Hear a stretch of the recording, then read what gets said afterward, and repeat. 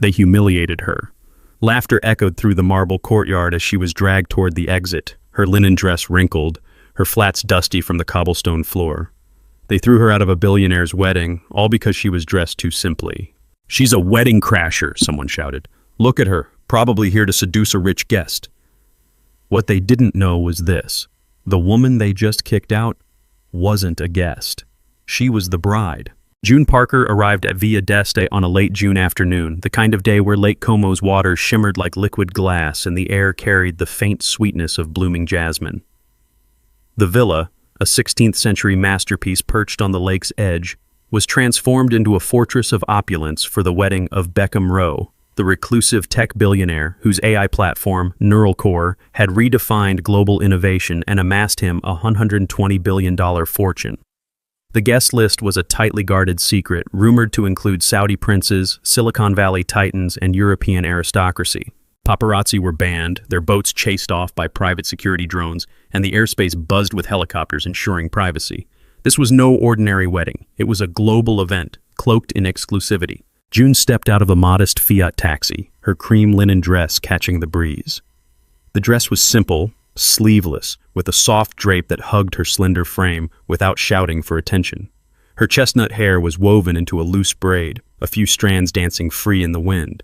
She wore no makeup beyond a swipe of gloss, and her only accessory was a small card, her invitation, tucked in her hand. At 34, June's beauty was quiet but undeniable. High cheekbones, green eyes that held both warmth and steel, and a composure that seemed to anchor the chaos around her. She approached the VIP entrance with measured steps, her worn leather flats silent on the cobblestone path. The guard, a broad-shouldered man named Marco with a jaw like granite, stood beneath an archway draped in white roses. His eyes flicked over June's outfit, lingering on the absence of diamonds, designer labels, or anything that screamed wealth. He held up a hand before she could speak. "Staff go around back," he said, his Italian accent thick with dismissal. He pointed to a service alley where waiters in crisp uniforms scurried with trays. June's lips curved into a faint smile, unshaken. "I'm a guest," she said, her voice clear and steady, like a bell cutting through fog. She extended her invitation. "June Parker." Marco's brow furrowed as he took the card, turning it over as if it might reveal a punchline. "Wait here," he grunted, stepping away to speak into his earpiece. June stood alone, the sun warming her shoulders as the first guests began to arrive. A black Rolls-Royce disgorged a trio of women in glittering gowns, one in emerald sequins, another in sapphire silk, the third in a gold dress that shimmered like molten metal. Their diamonds caught the light, necks and wrists heavy with wealth. They paused, noticing June, and their laughter broke like a wave. "Is she lost?" the woman in gold said, loud enough for the terrace to hear. "That's the bride's old maid, right? Here to beg for a tip." Her name was Vanessa Holt, a hedge fund heiress known for her sharp tongue and sharper Instagram feed.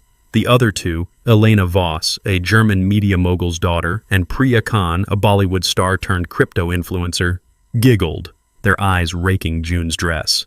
"Thrift shop chic?" Elena sneered, snapping a photo with her phone. "This is going viral." June didn't flinch. She met Vanessa's gaze, her expression calm but piercing, like someone who'd faced worse storms and walked through them untouched. "You're welcome to ask me directly," she said softly, her tone polite but edged with quiet authority. Vanessa blinked, caught off guard, then recovered with a smirk. "Oh, honey, I don't talk to the help." The words landed like small, precise cuts. As June stood under the rose-draped arch, a group of tech tycoons and their wives gathered nearby, their whispers cutting sharper than the lake breeze. "She's got some nerve," sneered Cassandra Lyle, a venture capitalist draped in rubies. "Crashing in that rag? Probably fishing for a rich widower." Her husband, Owen, chuckled, loud enough for June to hear. "Bet she's a caterer who stole an invite." Another guest, tossing back vodka, called, "Send her to the docks!" Their laughter swelled, phones already out, framing June as a joke before she could speak. She stood serene, but their words hung like poison, unearned and unrelenting. More guests arrived, men in tailored tuxedos, women in couture that cost more than most homes. They formed a loose circle around June, drawn by the spectacle. An older man, Sir Reginald Tate, a British property baron with silver hair and a permanent sneer, leaned toward his companion, a Russian oligarch's wife named Irina. "Does she know this is a billionaire's wedding?" he said, his voice carrying like a stage whisper. Street market dresses and worn-out shoes aren't permitted in this section. June's fingers tightened briefly around her invitation, the only sign of tension in her otherwise serene posture. She stood straighter, her chin lifting slightly, as if the weight of their stares was nothing new. Marco returned, now flanked by a second guard, a wiry woman named Sophia with a clipboard and a no-nonsense glare. "Ma'am," Sophia said, her tone sharper than Marco's, "this entrance is for VIPs. Your invitation checks out, but you don't look like you belong. Step aside, please." Before Sophia grabbed June's arm, she stepped closer, her clipboard raised like a gavel. "You really thought you'd fool us?" she barked, loud enough for the terrace to hear. "Fake invites don't cut it at a row wedding. Where'd you get this? Printed it yourself?" Guests leaned in, smirking as Marco added, "Confess now, saves us the trouble." A woman shouted, "Bust the con artist!" Phones flashed, capturing June's silence, calm, unshaken, as Sophia tore the invitation in half, tossing it to the ground. The crowd's cheers stung, their glee at her supposed crime a public execution of her name. The crowd's murmurs grew louder, a mix of amusement and disdain. Vanessa Holt raised her champagne flute, her voice cutting through. "Gold digger alert!" she called, grinning like a cat with a mouse. "She's here to trap a rich man before the reception ends." Laughter erupted, harsh and unrestrained. Elena's phone was out again, live streaming now, her caption flashing. "Crashing the row wedding in this fit? Bold." Priya chimed in. "Maybe she's hunting for a sugar daddy. Sad, really." June's eyes flickered with something. Hurt, perhaps, but buried deep beneath her composure. She spoke again, her voice steady. "I'm here for the wedding, same as you. Let's keep this kind." The words were gentle, but they carried a weight that silenced Vanessa for a moment. Then Priya laughed, tossing her hair. "Kind? Sweetie, this isn't a charity event." Sophia the guard had heard enough. "That's it," she said, grabbing June's arm. "Out." Marco took her other elbow, and together they began marching her toward the exit, past the rose-covered archway and down the terrace steps. The crowd followed, a pack sensing blood. Phones flashed, capturing June's simple dress, her braid swaying, the dignity in her stride despite the hands on her arms. "Pathetic," Irina muttered, loud enough for June to hear. "No class," Sir Reginald added, his cane tapping the stone. A younger guest, a tech bro named Ethan Caldwell, shouted, "Send her back to coach class!" The crowd roared, their cruelty a living thing. As the guards hauled June through the crowd, a man in a silk tuxedo, Derek Vaughn, a crypto kingpin, flung a handful of cocktail olives at her, one hitting her cheek. "Snack for the road, sweetheart," he roared, sparking cackles. A woman in pearls flicked her fan, spitting, "She's ruining the aesthetic!" Another tossed a crumpled napkin, shouting, "Wipe that shame off!" The mob surged, their taunts now physical, filming June's stained dress, her braid catching olive oil. She walked on, posture regal, but the crowd's savagery grew, a carnival of cruelty feasting on her silence. June didn't resist. Her steps were even, her face composed, as if she were walking through a rain she'd long learned to ignore. The terrace stretched on, each moment stretching the humiliation. Vanessa's voice rang out again. Maybe she thought this was a costume party. Elena's live stream hit 10,000 viewers, comments flooding. Who let her in? Embarrassing. No one stepped forward. No one questioned the guards. The villa's gates loomed ahead, iron and unforgiving, promising banishment. Elena's live stream hit 20,000 viewers as June neared the gates, her voice a gleeful dagger. This is June Nobody, thinking she could scam her way into Beckham Rowe's world, she mocked, zooming in on June's soaked dress, the olive stain on her cheek. Total loser vibes, bet she's homeless by tonight, comments exploded. Disgrace. Ban her for life, a guest yelled. Make her trend for failure. Feeding Elena's fire. The internet devoured June's humiliation, memes painting her as a beggar. She moved forward, serene, but the global ridicule burned, a wound no one could see. Then a voice cut through, deep and molten, stopping the world. Take your hands off my wife. The crowd froze, phones still raised, laughter choking in throats. June paused, her lips parting in a small, private smile. Beckham Rowe stood at the top of the terrace steps, his dark suit sharp against the golden light. At 39, he was a study in contrasts, lean and unassuming, with hazel eyes that could warm a room or burn it down. His dark hair was slightly tousled, as if he'd run a hand through it moments before. He'd built neural core from a dorm room laptop, a kid from Oakland with nothing but grit and a vision. 10 years ago, he'd been nobody, scraping by on instant noodles while coding through the night. June had been there, his anchor, his truth, when the world saw only a dreamer with no shot. He descended the steps, ignoring the gasps, the sudden hush. The guards released June instantly, Marco muttering an apology, Sophia stepping back like she'd touched fire. Beckham reached June, his hand finding hers, his thumb brushing her knuckles. "You okay?" he asked, his voice low, meant only for her. She nodded, her green eyes softening. "Always, Beck." He turned to the crowd, his presence commanding, a man who'd faced boardrooms and governments and never blinked. "This is June Parker," he said, his voice carrying across the terrace. "My wife. We married 6 months ago in a courthouse with 2 witnesses and a promise. No cameras, no headlines, because that's not who we are." The crowd's shock was palpable, a collective intake of breath. Vanessa's flute trembled in her hand. Elena's live stream surged to 50,000 viewers, comments exploding. "What? She's his wife?"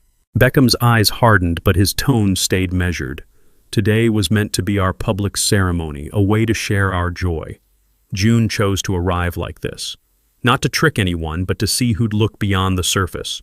Who'd show kindness when they thought no one was watching. He paused, letting the words sink in. "You failed her. All of you." His gaze swept the crowd, pinning Vanessa, Elena, Priya, Sir Reginald, Irina, Ethan. "You mocked her dress, her shoes, her heart. You called her a gold digger, dragged her out like she was trash. But June isn't here for wealth. She walked away from tenure at Yale. Tenure, for those who don't know what that means. To support me when I had nothing. No funding, no name, just a prototype and a prayer. She believed in me when I barely believed in myself." June stood beside him, her hand in his, her silence louder than any speech. She didn't need to defend herself. Her grace did that. The crowd was silent now, their earlier bravado crumbling. Vanessa's face flushed, her diamonds suddenly garish. Sir Reginald gripped his cane, avoiding Beckham's eyes. Elena lowered her phone, the live stream still running, capturing every word. Beckham's voice softened, but it cut deeper for it. "If anyone's chasing gold, it's those of you who tore her down to feel bigger. You're not here for love or celebration. You're here for status, and that's not what this day is about." A murmur ran through the crowd, shame mixing with defiance. Ethan Caldwell tried to laugh it off, muttering, "Bit dramatic, mate." Beckham's gaze snapped to him, and Ethan shrank back. June squeezed Beckham's hand, a silent signal. "Enough." He exhaled, centering himself, and raised his voice one last time. "This stops now," he said. He nodded to Lila Chen, his chief of staff, who stood nearby in a navy suit, her tablet already glowing with data. "Lila, pull the guest list. Cross-check it with security footage, staff reports, anything we've got. Anyone who insulted June, name them. They're gone." Lila's fingers moved like lightning, her face a mask of focus. The crowd held its breath as guards fanned out, their earpieces crackling. Vanessa was first, her gasp audible as a guard tapped her shoulder. "Ma'am, you're leaving," he said, pointing to the gates. She clutched her clutch, stammering, "This is a mistake." But the guard was unmoved, escorting her past the roses, her gold gown trailing like a fallen flag. Elena followed, her phone confiscated to stop the live stream, her protests drowned by the crowd's silence. Priya tried to blend in, but a guard spotted her and she was let out, her heels clicking in defeat. Vanessa's exit was a masterclass in ruin. Lila stepped forward, voice clear. "Vanessa Holt, removed for defaming June Parker Rowe." Guards marched her out, her gold gown catching on a gatepost, ripping to her thigh. She screamed, "I'm connected!" But paparazzi swarmed, their flashes merciless as her heel snapped, sprawling her in gravel. Guests gasped, muttering, "She set June up." Online, her brand tanked. Hashtag Holt. Humiliated trended globally. Vanessa's empire of scorn fell in minutes, her name now dirt, while June's truth rose radiant. Sir Reginald's face reddened as he was approached. "I'm a knight of the realm," he barked, but the guard was firm. "You were recorded, sir. Let's go." Irina clung to her husband's arm, but he was escorted out too, his wealth no shield. Elena's downfall came fast as Lila announced, "Elena Voss, banned for malicious streaming. Accounts frozen. Sponsors pulling out." Guards escorted her past the gates, her face ashen as paparazzi shouted, "Smile, influencer!" Her phone, now useless, slipped from her hand, cracking on the stone. Guests whispered she profited off June's pain. Social media turned, @Alina erased, surged, her followers abandoning her. In moments, her digital throne collapsed, her cruelty to June a fatal misstep. June's quiet grace stood taller, her victory sealed without a word. Ethan Caldwell, the tech bro, tried to joke, "Guess I'm not getting that neural core deal." But his laugh died as he was marched to the gates. The paparazzi, waiting beyond the villa's perimeter, went wild. Flashes lit up the evening sky, capturing every exit. Headlines were already forming. Billionaires booted from Roe wedding. Elites shamed in Como. The terrace was quieter now, the air heavy with reckoning. Beckham turned to June, his anger fading into something raw. "You didn't have to do this," he said, his voice for her alone. She smiled, touching his cheek. "I wanted to. For us." She stepped away, slipping into the villa for a moment. When she returned, the crowd's breath caught. June wore a couture gown, ivory silk that flowed like water, its bodice embroidered with pearls that glowed under the setting sun. Her braid was undone, her hair falling in soft waves, a diamond clip catching the light like a star. She was stunning, not because of the dress, but because of the woman inside it. Humble, fierce, herself. Beckham took her hand, his eyes never leaving hers. The officiant, an older Italian named Father Lorenzo, stepped forward, his white robes rustling. The ceremony began as the lake turned gold, the sky streaked with pink. Vows were exchanged, June's voice clear, promising to stand by Beckham through every storm.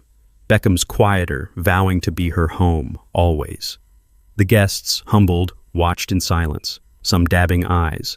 Sir Reginald's cane no longer tapped. Vanessa's laughter was a memory.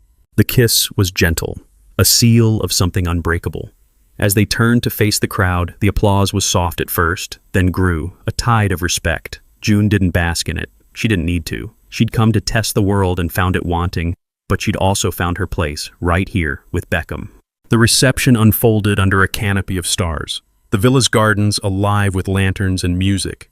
June and Beckham danced, her gown shimmering, his hand steady on her back. Lila approached during a quiet moment, her tablet dark now. "It's done," she said. "The internet's obsessed. June's trending as the billionaire's truth. They're calling it iconic." Beckham chuckled, pulling June closer. "She is." June leaned into him, her laughter a soft melody. She'd walked into judgment and walked out stronger, not because she'd won, but because she'd stayed true. The world would remember this wedding, not for its wealth or scandal, but for the woman who'd faced a crowd and shown them what worth really meant. June Parker Rowe didn't need a spotlight. She was the light. If this story struck a chord, like, share, comment, and don't forget to subscribe for more.